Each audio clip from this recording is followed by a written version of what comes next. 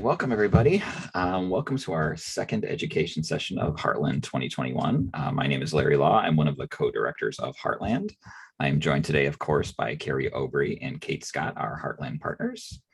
Please note that this event is being recorded and will be available hopefully later today, if not early next week. So please watch out for that on the Heartland website. I'd like to thank our Heartland sponsors. You can see a list of our current Heartland sponsors on the screen right now, so thank you. Before we begin, I'd like to mention that today is the last day to vote in the 2021 Heartland Booksellers Award. The voting ends today at midnight, and the winners will be announced live Thursday, October 14th at the award celebration. I'm going to throw the link for the Heartland Booksellers Award information and voting ballot into the chat as soon as I am done with my intros. So please watch out for that. We have a few events coming up I'd like to mention. Our next event coming up is a Heartland education session dedicated to social media. That will be Thursday, September 23rd. After that, we have an author event, Spinning a Midwestern Yarn, featuring authors Dane Barr, Kai Harris, Kelsey Ronan, Kyla Chenault, and Nicole Bart.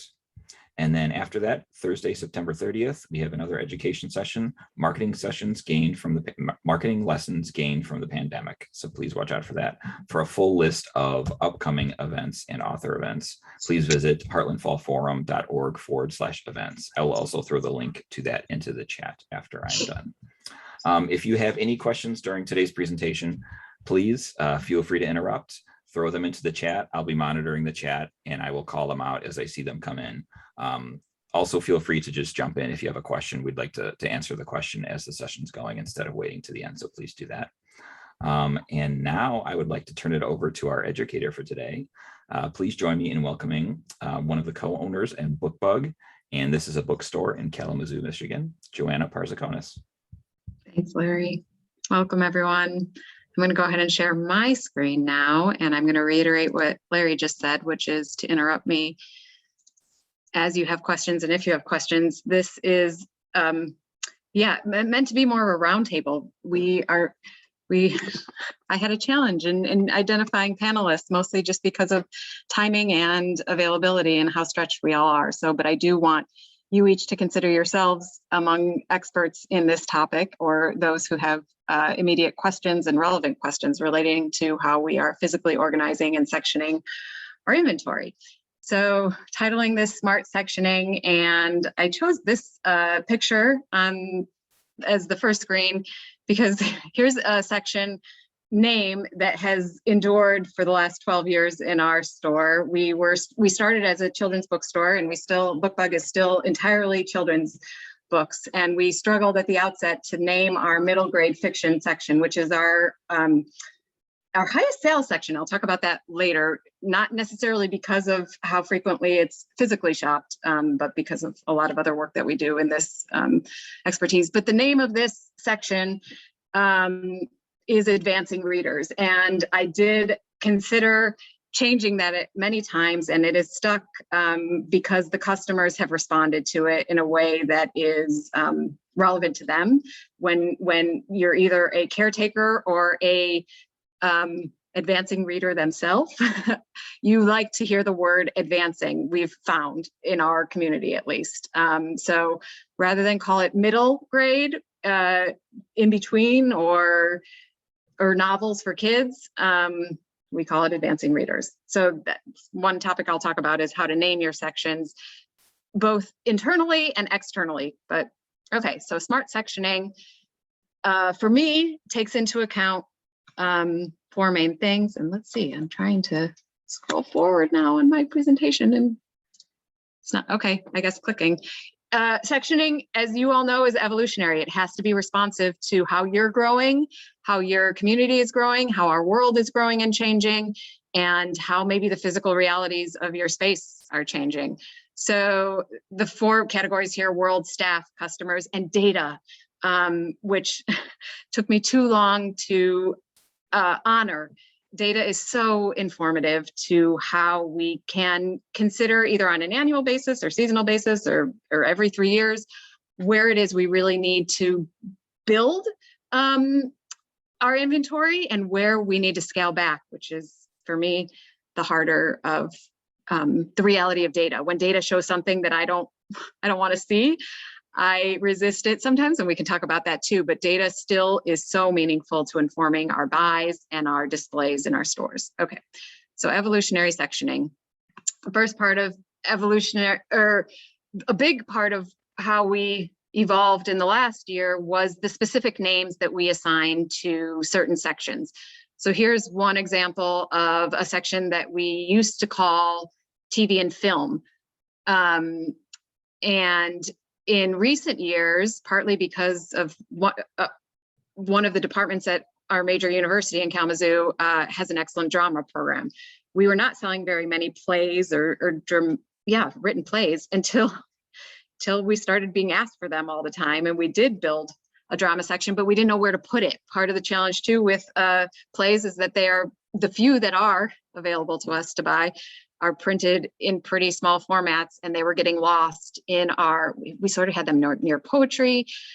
And one of our booksellers, who is a theater person themselves, suggested that we combine it with our TV and film, and we renamed the section Stage and Screen. It's working well, partly because the TV film, on its own works really well, and those who are wanting to read plays or study plays are identifying the word stage for their purposes. So here are some other things that we've done on our kids side. Health and wellness was a new category for us that encompassed a lot of what we were previously building very small sections from, things like life transitions, potty training, death and grieving for kids, social emotional learning, which was the huge buzzword that we heard so often last year, even though I, as a children's book buyer and seller, believe that any great children's book is a wonderful tool for social emotional growth. So anyway, but health and wellness was the category that we felt would incorporate each of those, and the subsections, or the identifying of the categories within those shelves, was able to be done well. For us, we include cooking in that section also. Okay, and then a big one for all of us, I know, especially in the last 3 years, really, I would say for us, social justice for kids. We used to have a section named advocacy or advocate. In the last 3 years, realized how much the word social justice was resonating with kids themselves, and how necessarily broad that term was to incorporate more than just advocating, learning, representation, thinking about justice from many different angles, including climate justice, racial justice, identity justice, systems of power. So we have been building this and interpreting this pretty broadly for ourselves, because our booksellers want to build this section and build topics that were previously maybe in the science section or health and wellness or other sections, bringing them into social justice, partly to give them that platform that is resonating with kids and parents themselves. Here's another one that we changed recently. I think you all can see this. I'm seeing you here, but we added manga to the name. So manga has always existed in our graphic novel section. I will admit to you, and this is a challenge I think we all face. We have our own passions and knowledge and histories of reading certain things, and manga was never something, for the longest time, it's still not something that I'm reading very actively.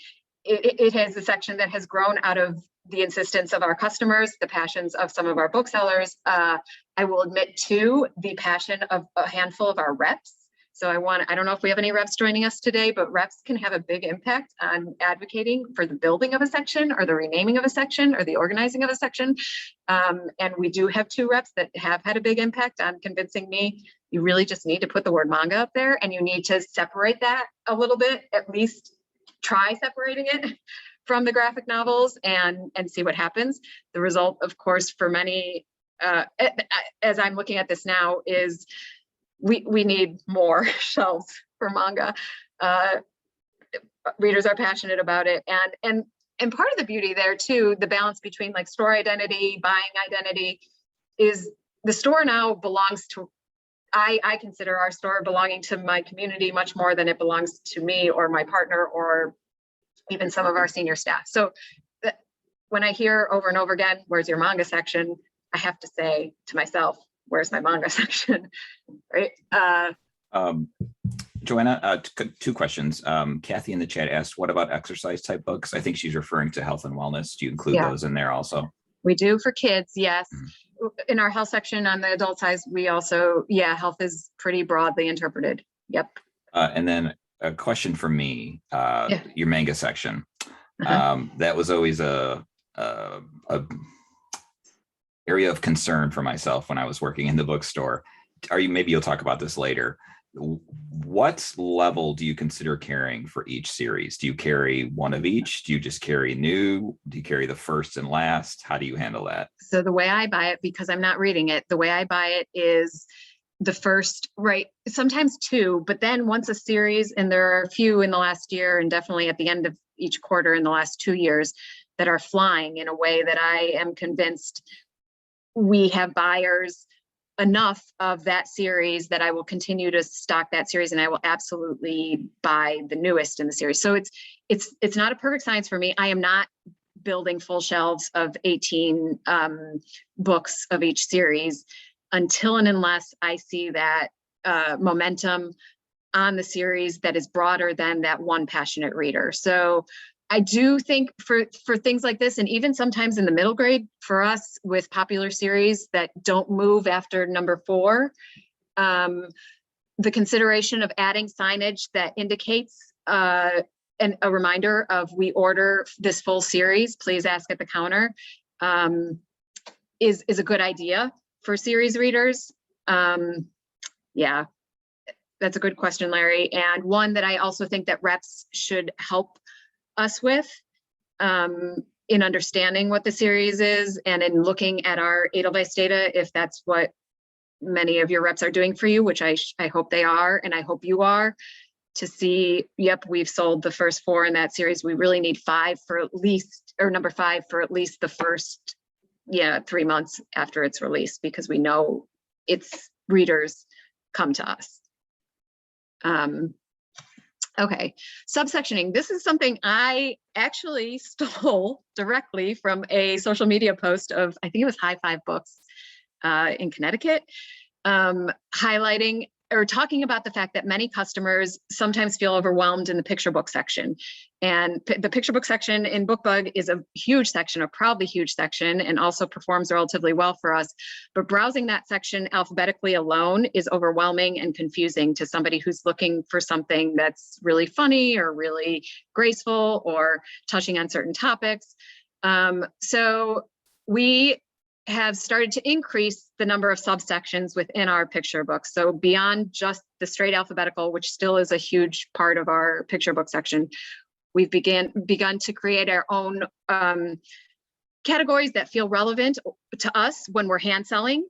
Like if we're hearing from somebody that they want something that's great to read aloud and has a lot of rhyming language, then we know where we can physically go if that isn't coming to our head right away. And we also can help those who are browsing and wanting to, and know they need something really funny, or they want something at bedtime, or they want something relaxing or calming. So these are some examples of those sections. Oops, sorry. I guess this is just my call too, for those of you who are children's books buyers or not, right?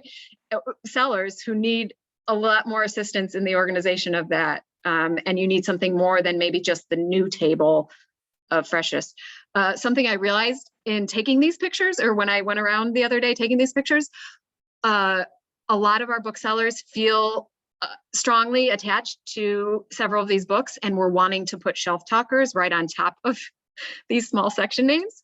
And we had agreed, or we have since agreed, that bringing these books into these categories themselves is placing platform enough to them, and that you should be hand selling the words of your shelf talker rather than placing the shelf talkers crazily on top of all these books that you've already chosen to be like, oh, this is the one that I love that's so quietly beautiful, and this is the one that's hilarious.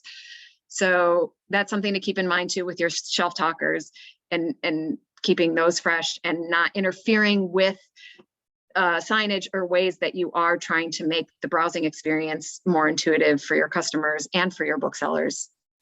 Okay, so Joanna, yeah. a couple questions came through in the chat. Yeah. Kate asks, for the subsections, are these coded as such in your POS, or how do you keep them organized? We have a single, so for picture books, we have a single secondary category named SPEC, and that has always existed for us for things like dinosaurs, transportation.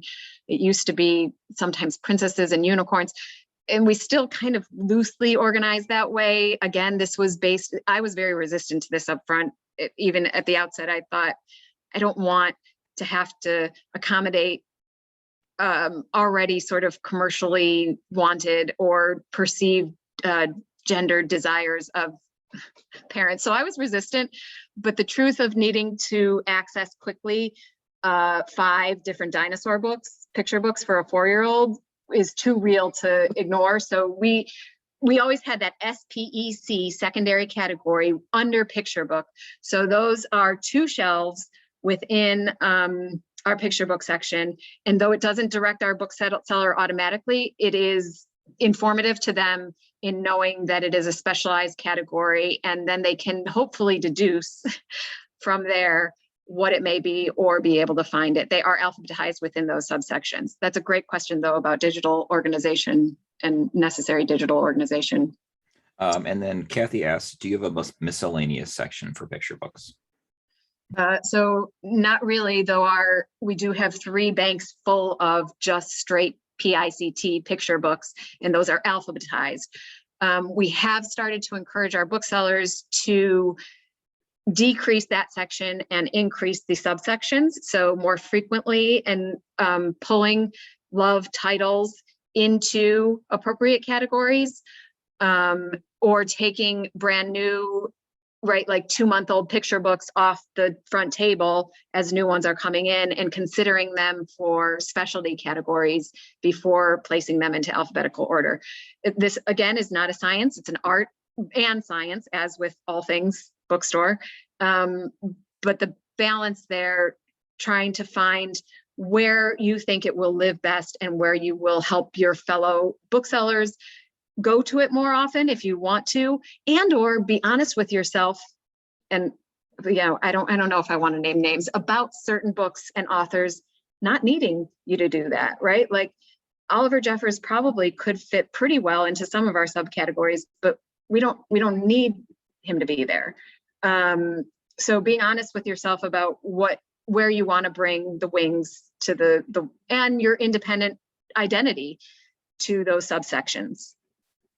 Okay, now placing and spacing. Were there more questions, Larry? Nope, that was it. Okay, for right now. Okay, so thinking about where something is placed, where a section is placed within your store, how it is spaced between other sections, how people experience and walk through your stores, is something really, all I can say is I encourage you to do that. And to walk through your store as a customer more often. One of the best exercises for me, and even presenting this topic, was to actually go around taking pictures and thinking about how inadequate some of what we're doing is, and visualizing that for myself, looking at it freshly anew. So that's invaluable to be able to do. But walking through your store and saying, how does fiction flow into cookbooks, and should it, is important, right? Or how are you noticing people shopping? For us, there was an intuition at the outset with the children's books to experience the book, the store by age, right? So like, but that isn't completely accurate either, because board books live so well right at the back of our store, because people who are shopping for babies are going to always shop for babies. That's just it. You don't really need the board books up front at all. So like that's how that quickly didn't work. But the picture books, so it is sort of like picture books around to new readers and then into middle grade with nonfiction. And we find that works, or helps us explain to kids themselves, like, walk here and then sort of grow up with the store this way, walking around it. Yeah, and again, just thinking about your store identity up front. What do you want that thing to be up front that stops everyone at the front door? And where do you want people who you know are looking to the right when they come in? I don't know if everybody knows that sort of reality of retail. Where do you want their eyes to fall, right? Do you want it to be your new literary fiction? Do you want a meaningful sampling of your overflow new fiction? Or do you need to have your community events right there in their face? And do you have enough ongoing community events to meaningfully fill that space? That's something else we've had a challenge with in the last year, because right, if you don't, it might look strange, and it might be a loss of an opportunity to build density into a space you know that every person in your store is watching and browsing. Okay, so store identity. Oh, the other thing about that too, at certain points of the season or evolution of our store, there's been a desire to bring sidelines into more prominence, especially on one of our front tables in the kids section. Because we got super excited about certain games or certain toys that were great complements to books. And I had epiphany a few years ago that this isn't what we should be doing at all. I don't want somebody walking, and this is, again, personal identity and preference, but I made the choice that it wasn't honest and correct to be greeting somebody with a table full of lots of puzzles or toys, namely because we're a bookstore. We want to greet them immediately with meaningfully displayed books. I know that's not the case for everyone, and I know there's an argument to be made for bringing great sidelines up front. For us, we came to that decision after that deliberation, but thinking about who you are, who you want to be right away to your customers, and how you want them to experience the store. The other thing here, I just wanted to point out: counter, identity, performance, utility. The counter has been an ongoing challenge for us too. Counter is so relevant and meaningful. It took me a long time to come to terms with the fact that books, especially single displayed books, or even like 2 or 3 on a stack on a book stand, were not selling from the counter. Books were assumed to be a display on the counter rather than for people to take. So unless it's like an event we have, and we have 20 or 10 at least books displayed with a tag that are intuitive to be grabbed, or to be like, come to this event and get this book, we are not putting as many books on our counter. We are putting more meaningfully stacked journals and pencils, and I'm trying to think what, oh yeah, chocolate comes onto the counter too. I do resist that somewhat also. Candy has been there at various times of the year. So thinking about the counter in complement to your identity, but truth of the utility of that transactional experience and how well a counter performs for you. I'll say too that in the fourth corner, we always bring higher priced items onto the counter, not completely higher price, but for a long time, our sideline buyer, our primary sideline buyer would make the argument that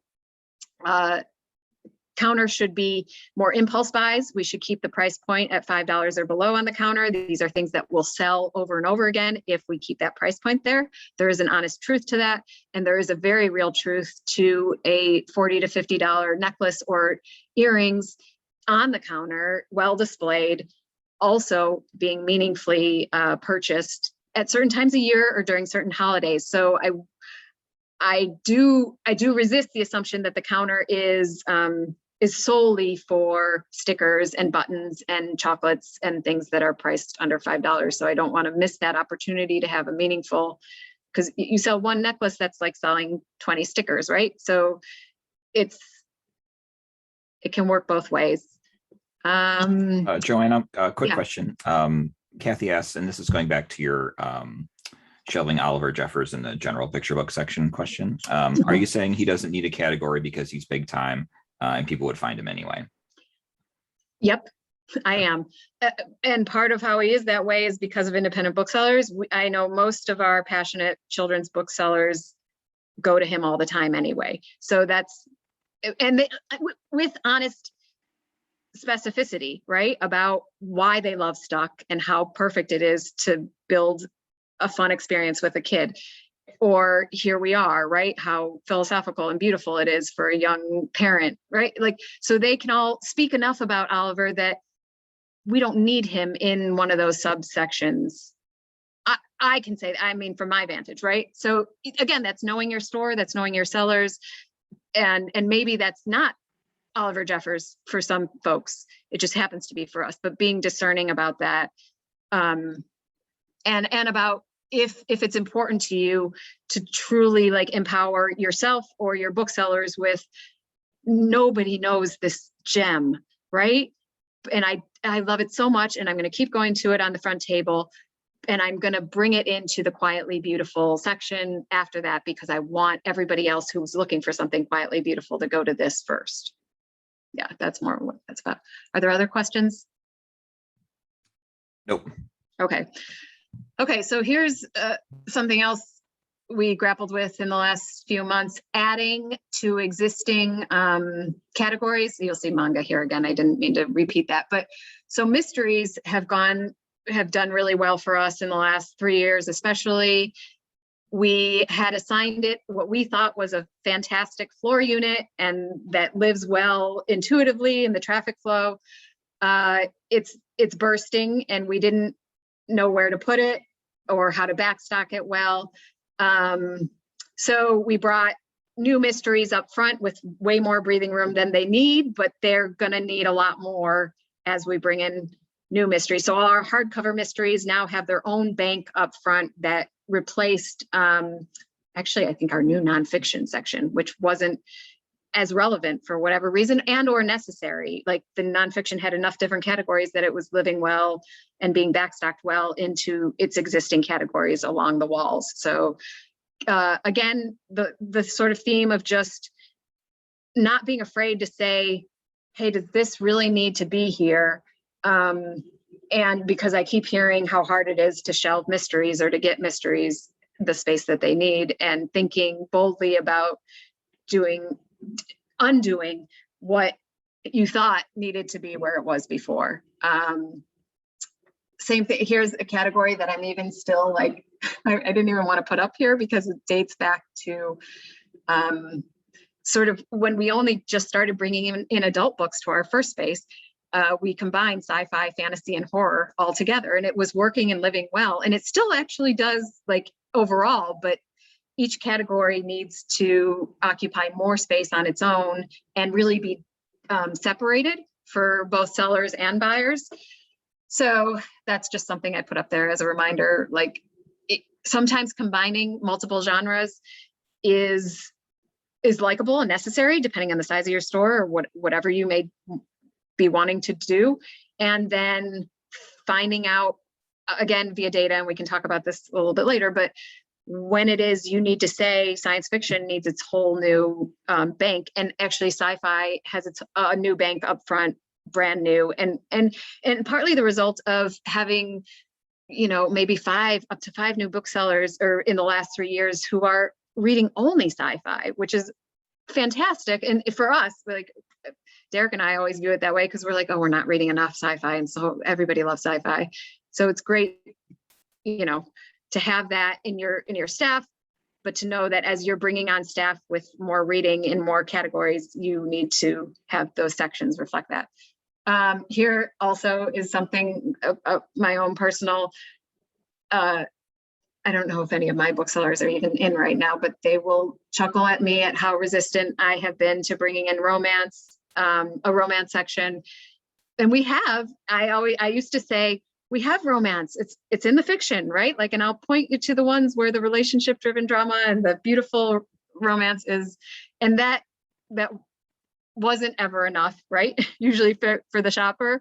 And it also didn't give prominence to the section that it deserved, right? By the amount of interest, the legitimacy, the beauty of some of these books that I just happened not to be reading.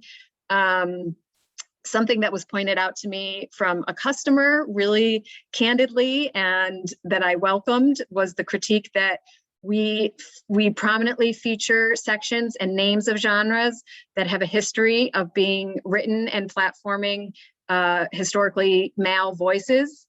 And we did not have one in balance to that has a strong history of platforming female identified voices. So that was a very compelling argument to me and made me think twice hard about why it was we were proudly saying sci-fi, and not romance, right? Our own sexism was on display in that way.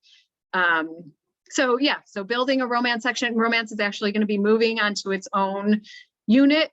Again, this is information that one of our booksellers who's passionate about romance did some research on which sections weren't performing as well and showed me and said, can we move these and downsize these and build more romance? And can I work with reps if you're not comfortable? Like, can I ask the reps to build lists for us? Can I continue to read in this category? And that's when you say yes, right? When you have that energy and that support and that authenticity to building your section meaningfully, that's when I say yes. And you have customers critiquing sexism on display in your store. Yes, you welcome that, or I do. Okay, so evaluating the science. I think most of us who have been in business for a year or two at least know about turn and know how to look at turn or run reports on turn for each year section. So looking at that annually, if you're able, I will be honest with you and say that for the first few years of our business, I didn't want to look at it. I wanted to just keep going and say, I'm willing to get behind the sections I know. It's valuable, and the tools now versus 12 years ago when I was resisting are a lot easier, right? Running report, looking at Edelweiss more frequently, asking reps for assistance with that again if you need to. I recently ran a report in a simplified way rather than going by section, which we do every year after we do our inventory. We run reports section by section on how the turn is in the section. And then we also build our return plan from there loosely, again, not completely science. I have a hard time of letting go of some things. This year I was told that our history section was way underperforming based on the space it was given. I got super sad about that. And I'm still sort of figuring out how to make it work better and if we can make it work better.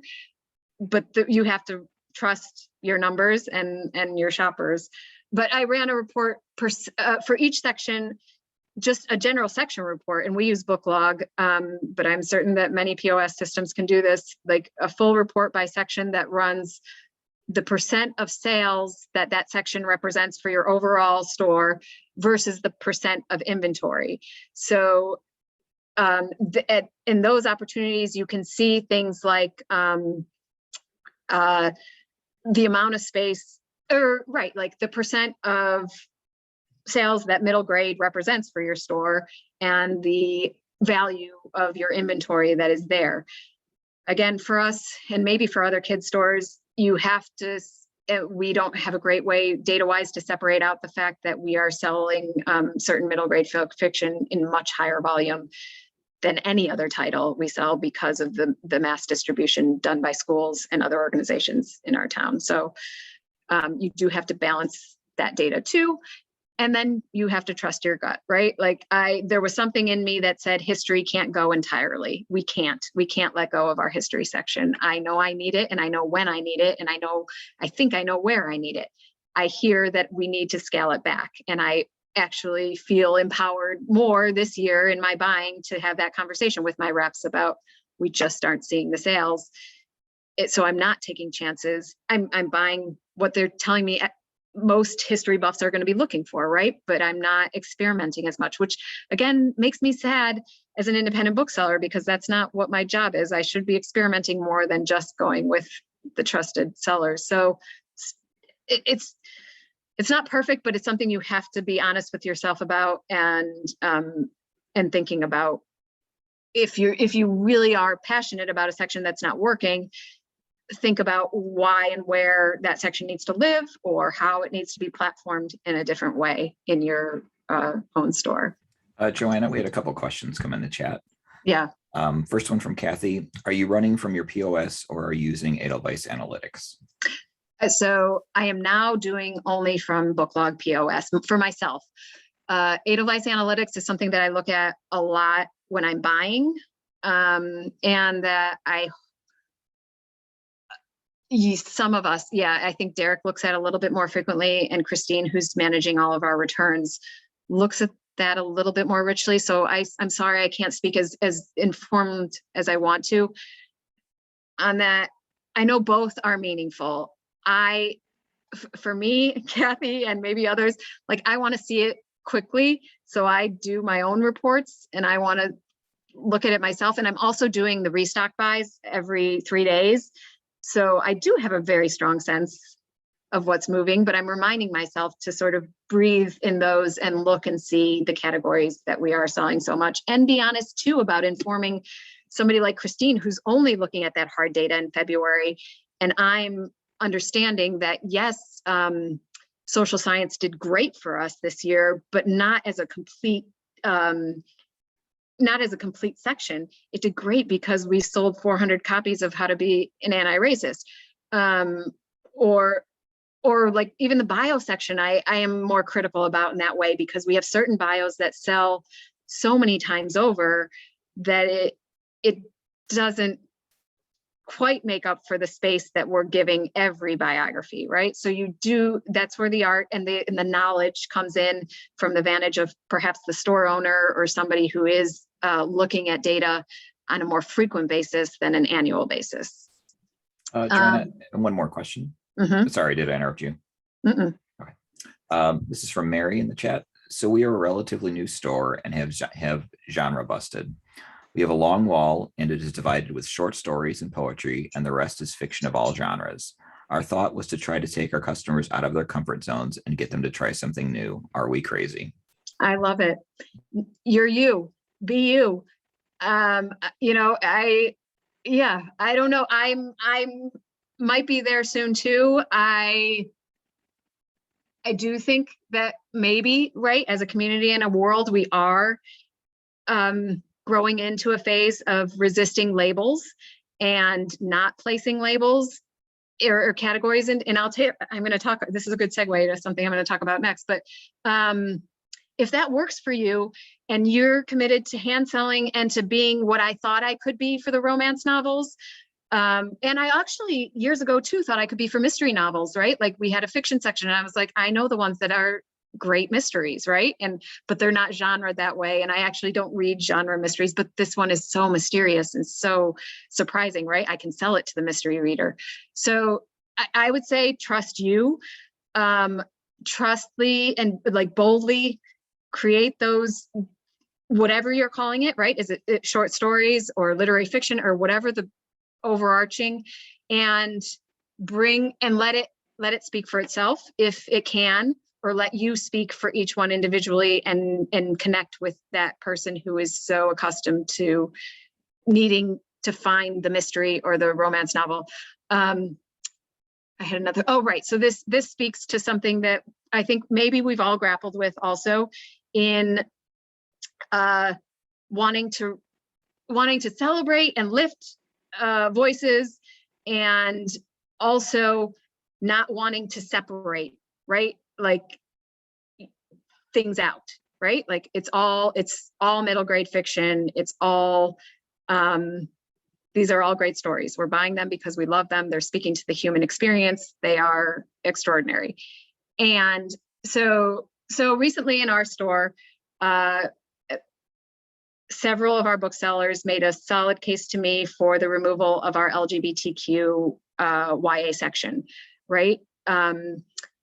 Saying that we had so many and that we're placing there, and we have such a representative staff across gender, and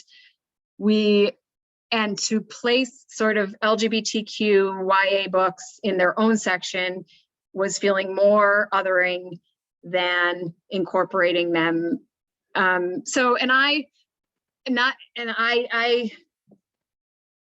understand that, and I support that fully.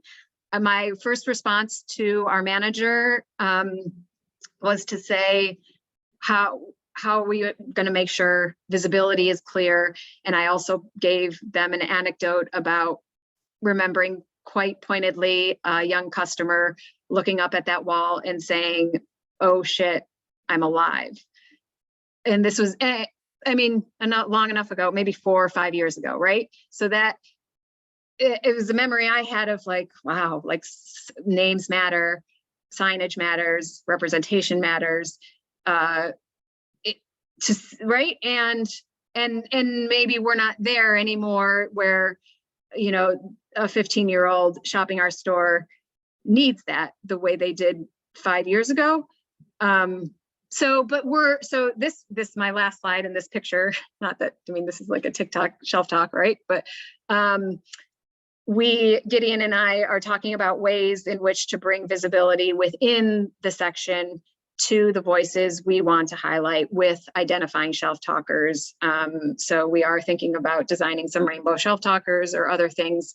Again, not that wouldn't necessarily highlight every every voice, but it would highlight those that we're passionate about, and it would just indicate to those who are looking or who want to see themselves represented, or who know that they are represented, an indicator of that.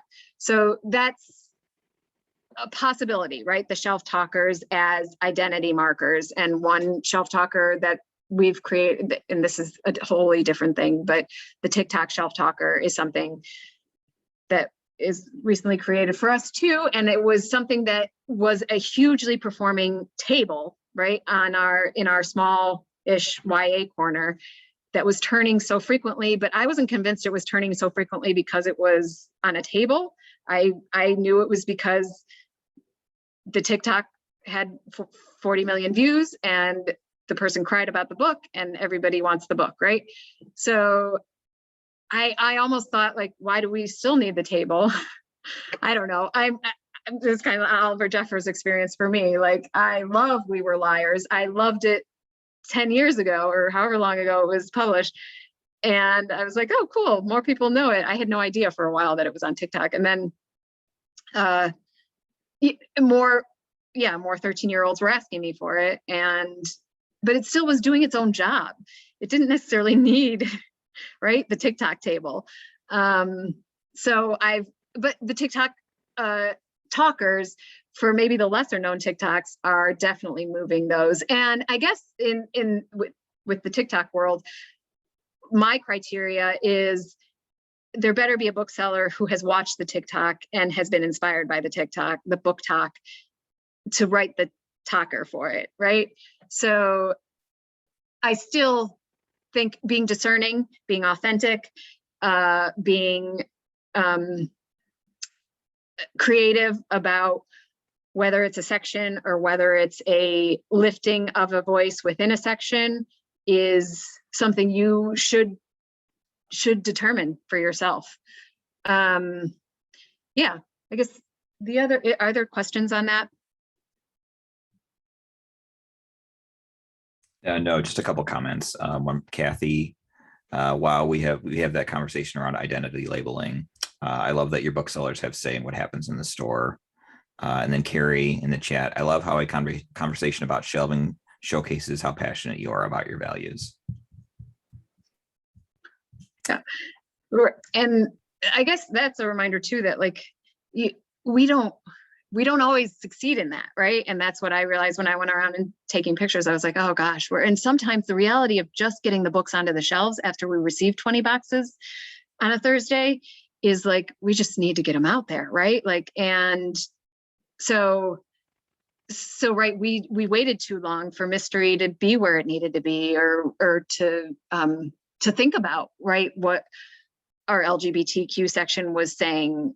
So that's just being honest about the reality of running a bookstore is not, like, always conducive to, like, being super thoughtful.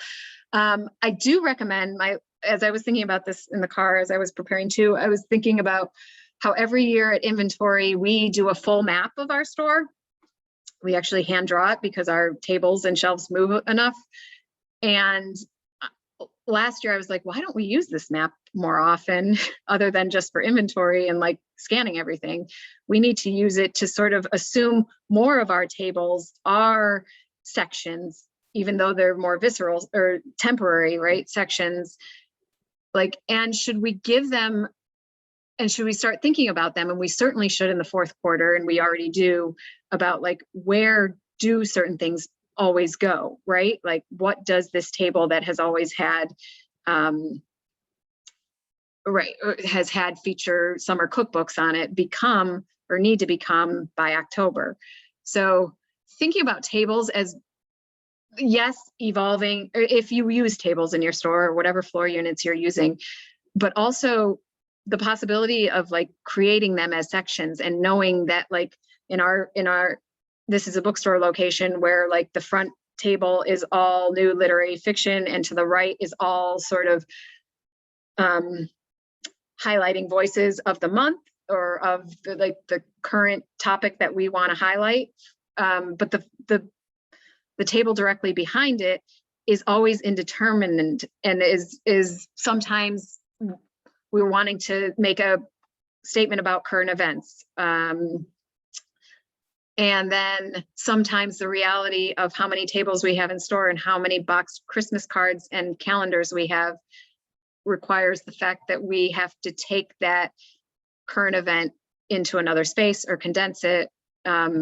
So it's, I don't know, that was just me thinking about our tables and how like, not disorganized, but unplanned sometimes those feel, and what a challenge it can be for our booksellers at certain times of year to remember that all our like female autonomy, healthcare books, right? A lot of them right now are on our second table.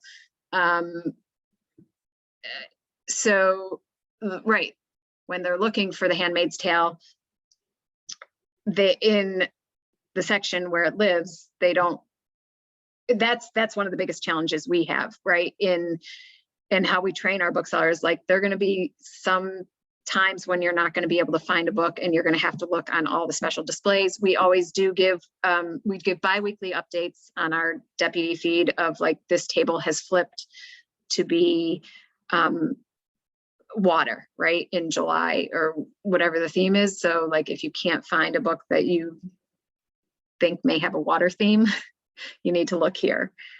And those are things that we do not secondary categorize. We don't in our store, because of how frequently we flip our tables, almost every 2 weeks. Some last as long as a month. So we don't insist when somebody flips a table that each of those books get secondary categorized as table number 2. That it is too labor intensive for us and our capacity. It's interesting to consider if that's meaningful for you. Yeah. What other challenges? Well, let me see. Am I done? Let's see. Yeah. The voices and identities is an ongoing conversation for us. The wanting to bring, right, like a couple weeks ago, we brought Afghan voices into a cube in the window, and in lead up to some of the September 11th memorial books or historical books. We thought that those lived well together in that place. I don't know. Those kinds of things, I don't know that we always do it right. But I do think our store has an obligation to continue to question how those live and what the response is from voices themselves. What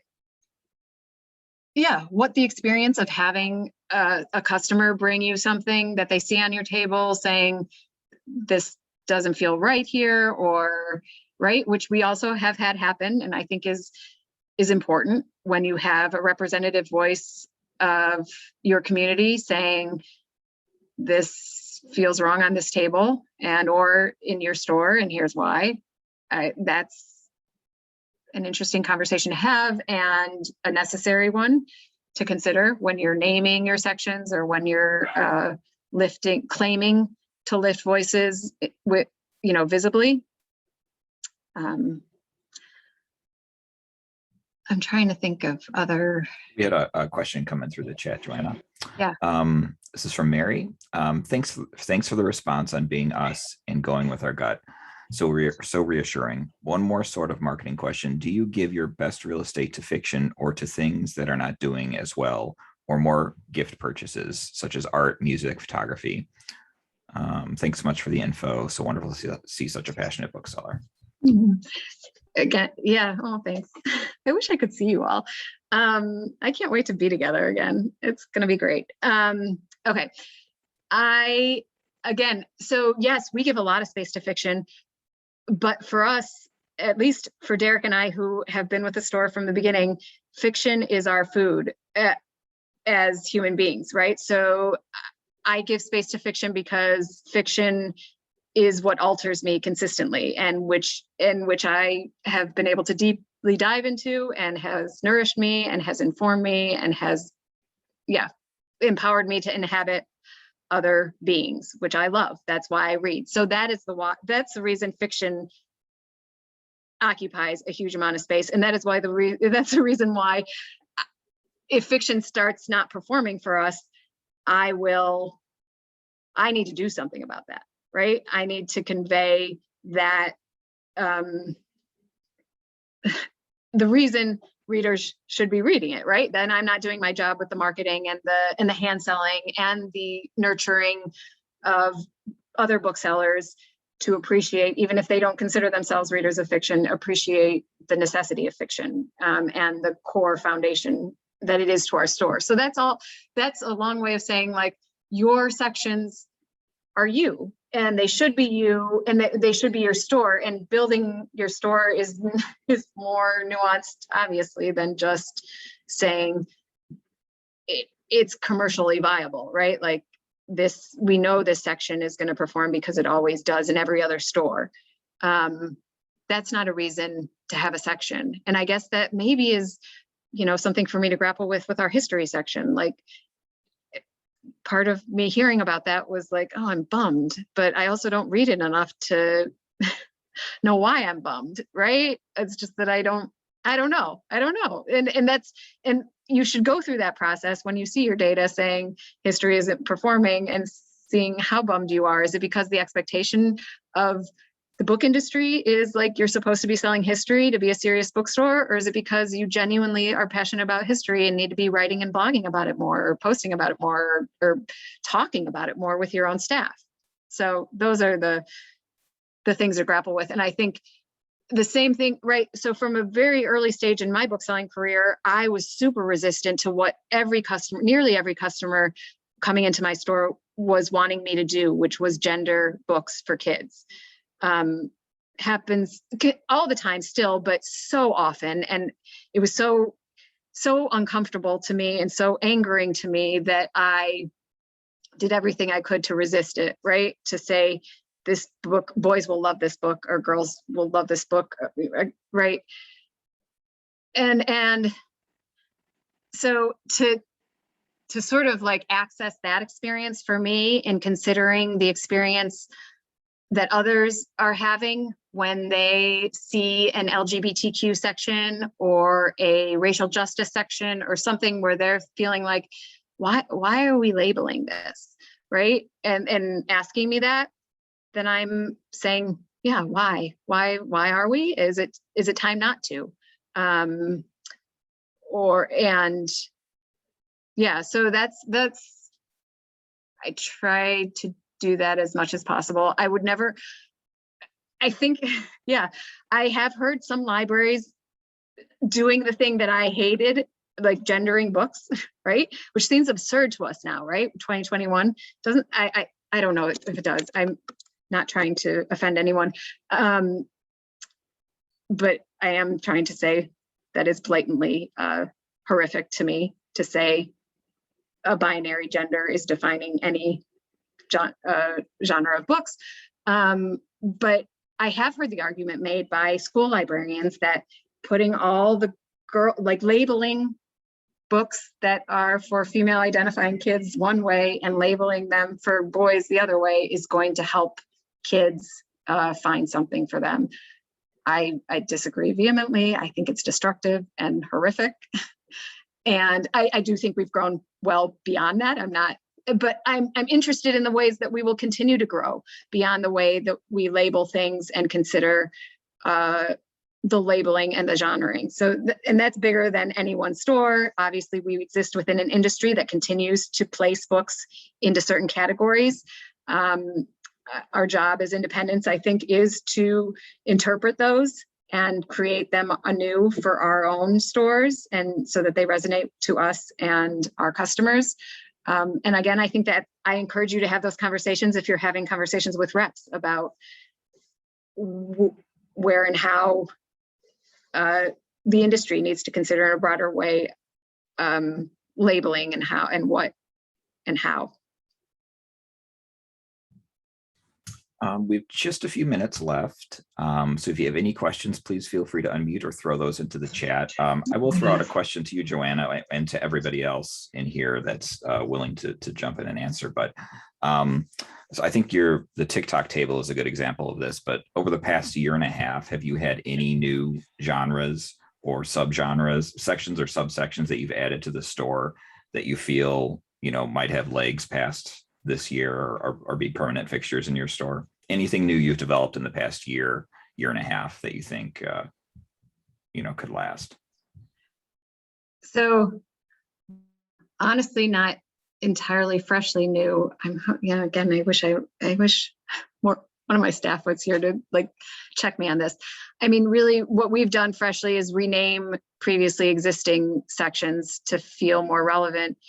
And then the subsectioning within the section, which is something that I think we could and should do more of.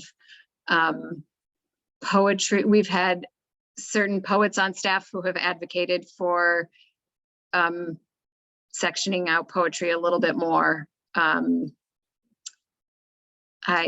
don't know. I've resisted that a little bit.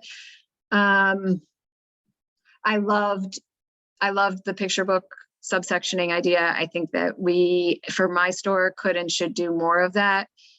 I see that as more of a service and less of a labeling. Yeah. I mean, right, manga for us is new on a chalkboard. It's always kind of been there. Again, as buyers or owners, if that's who you are, I encourage you to understand,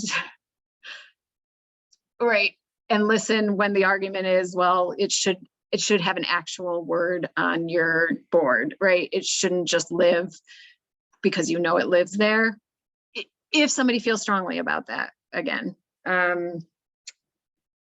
Yeah, and or your customers are like, where is it? I want to find it. And you don't have the physical ability to be hand walking everyone to where they need to be in your store, which again, as our store evolution was, we used to be 1,000 square feet and I was walking everyone everywhere, right? And that was great, and also somewhat of a disservice to me in understanding how important it is to build a store that is intuitive and browsable and clear to somebody who has never been in or who may not have the benefit of having someone be able to walk them through it, right? That's a dangerous assumption. Thank you, Joanna. We are right at time. We're right at 2 o'clock. We had one more comment in the chat, which I think will be a very nice way to go out. This is from Kate from Dragonfly Books. This has been an amazing session. I can't wait to have a fuller conversation with my staff about how we can rethink our sections and subsections. Thank you. I couldn't agree more. Well, thank you, Joanna. This was fantastic.